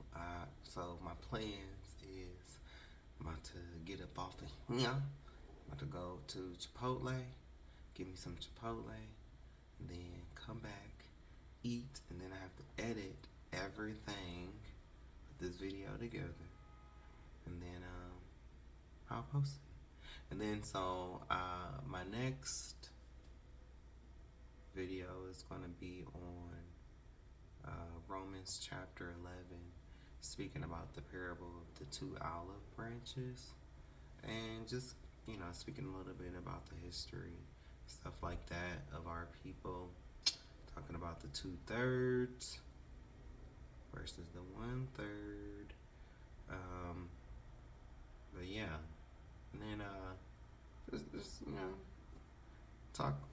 talking about a few things, but as of now, I's hungry, and I got to go get me something to eat here. And so that is what I'm going to do. And I hope that you have a blessed day. I hope that everything works out in your favor. I hope that God shows his favor in your life. And I'm not just saying this stuff. I'm the type of person, man, I want to see everyone deserving win. Everyone that deserves to win, win. Maybe not with, maybe not with me. Maybe not eating at my table, but I'm not one of them people where I want to see somebody down and out, and, there's no jealousy here. There's no pretensions. What you see is what you get. I am who I am. Yeah. So, definitely thank you for your time, your support, your prayers, your kind words. Yeah. And I hope you have a beautiful, blessed